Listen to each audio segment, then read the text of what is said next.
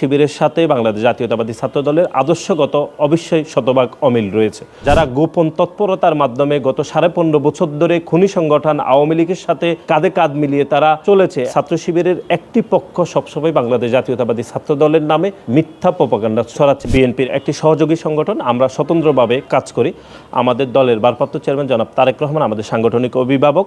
আমরা যেটি মনে করছি, শিবিরের সাথে বাংলাদেশ জাতীয়তাবাদী ছাত্র দলের আদর্শগত অবশ্যই শতভাগ অমিল রয়েছে, কিন্তু পারস্পরিক যে যোগাযোগ সেটি আন্দোলনের সময় এটি হয়েছিল, এটি বিভিন্ন প্রেক্ষাপটে হয়েছিল, কিন্তু আমাদের সাথে আদর্শগত দিক থেকে শিবিরের শতভাগ বিভাজন রয়েছে। জুলাই এবং আগস্টের গণ অভ্যুত্থান পরবর্তী সময়ে বাংলাদেশে এক ধরনের হাইপ তৈরি করা হয়েছে ছাত্র রাজনীতি বন্ধ করার বিষয়, এবং বাংলাদেশের বেশিরভাগ ক্যাম্পাসে এই ধরনের এক ধরনের মানববন্ধন করা হয়েছিল যে ছাত্র রাজনীতিতে বন্ধ করতে হবে।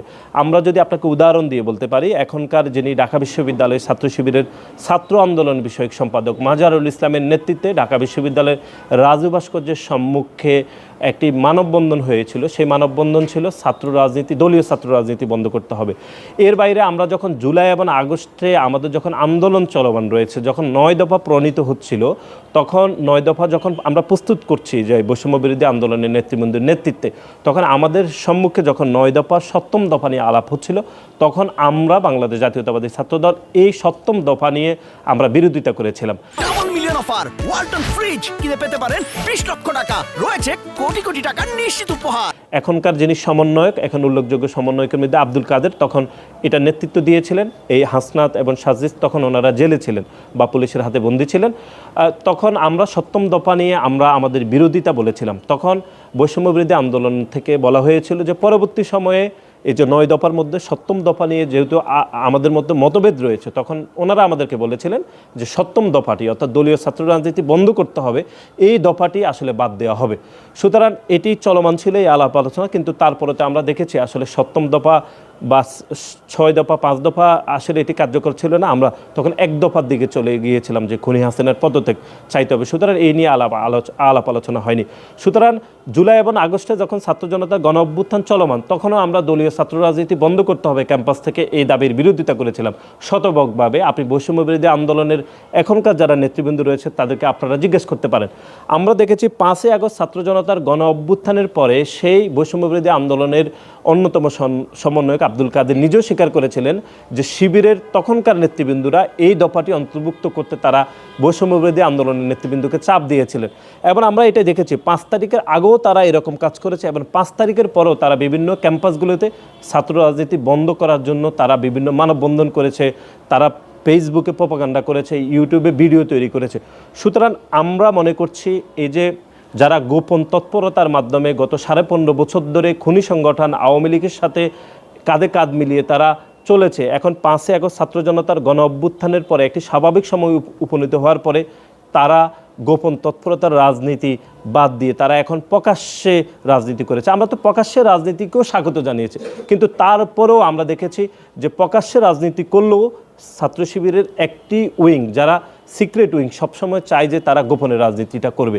সেজন্য আপনি দেখেছেন যে বাংলাদেশের একদম ক্যাম্পাস ভিত্তিক যে 28টি ছাত্র সংগঠনের সাথে আমরা বসেছি, সেখানে আমাদের যে একমত হয়েছে অনেকগুলো বিষয়ের মধ্যে, সেখানে হচ্ছে যে যারা ছাত্র রাজনীতি বন্ধ করার মতো এরকম একটি আত্মঘাতী সিদ্ধান্ত নিতে চায়, সেটি গোপনে অথবা প্রকাশ্যে, সেই একটি সংগঠনকে যদি আপনি ছাত্র রাজনীতির মূল ধারায় আপনি অন্য সংগঠনের সাথে আমন্ত্রণ জানান, তাহলে এটি একটি আত্মঘাতী সিদ্ধান্ত হবে। এই জন্য আত্মঘাতী, কারণ তারা তো সবসময় চেয়েছে, এখনও চায় যে ছাত্র রাজনীতি বন্ধ থাকতে হবে বিভিন্ন ক্যাম্পাসগুলোতে, সেজন্য আমরা তাদেরকে আমন্ত্রণ জানাইনি।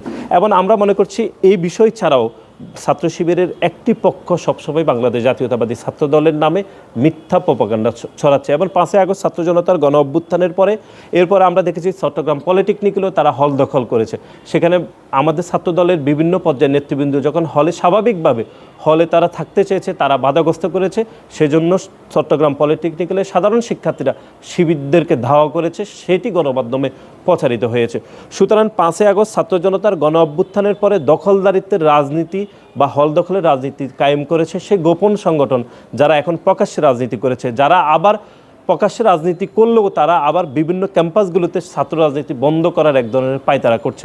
সুতরাং সামগ্রিকভাবে আমরা মনে করছি যে ছাত্র শিবিরের সাথে বাংলাদেশ জাতীয়তাবাদী ছাত্র দলের রাজনীতির যেই জায়গায় মতপার্থক্য সেটি খুবই বেসিক জায়গা, সেটি মৌলিক জায়গা, যে আপনি ছাত্র রাজনীতি করতে চাইবেন কি করতে চান না সেই জায়গায় তো তারা এক ধরনের আপত্তিকর অবস্থায় রয়েছে। সেজন্য আমরা বাংলাদেশ জাতীয়তাবাদী ছাত্র দল মনে করছি যে অন্য ছাত্র সংগঠনের সাথে আমরা এই বিষয়ে একমত যে ছাত্র শিবিরকে মূল ধারার রাজনীতিতে প্রশ্রয় দেওয়ার অর্থই হচ্ছে যে ছাত্র রাজনীতি বন্ধ করার আলোচনাকে প্রাসঙ্গিক করে তুলবে। এটি একটি আত্মঘাতিক সিদ্ধান্ত এবং বাংলাদেশের সাধারণ শিক্ষার্থীরা মনে করছে যে ছাত্র শিবিরের এই আত্মঘাতী রাজনীতি নিয়ে আমাদের মধ্যে যে সন্দেহ রয়েছে এই সন্দেহকে আমরা যৌক্তিক মনে করছি।